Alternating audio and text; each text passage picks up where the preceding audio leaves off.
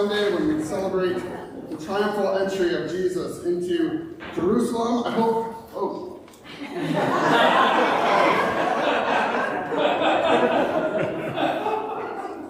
I like that one a little better. I'm going to set that one down here.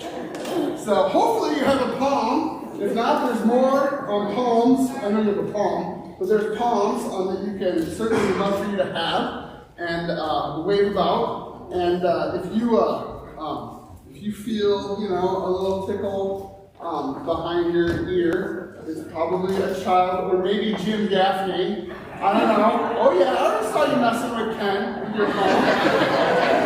The child in all of us comes out in childlike faith. So, but we're not going to put any pressure on parents or Mary to control people during this. But so it's something we hope you'll take and enjoy.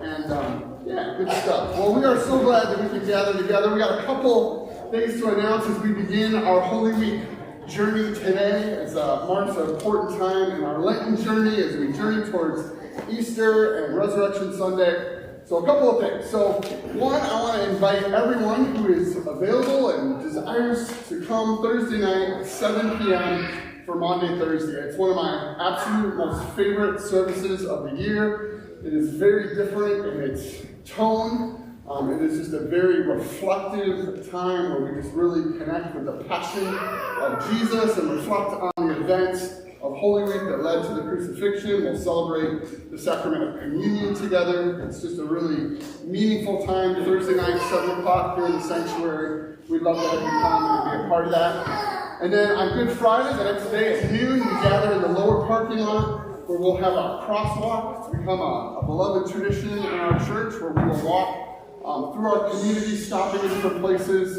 to share in a couple verses of a hymn and reading some of the key scriptures of Good Friday. So that begins at noon. We meet in the lower parking lot for that. And there's also ways to drive and follow along if mobility concerns exist for you. We'd still love for you to come and be a part of our Good Friday crosswalk.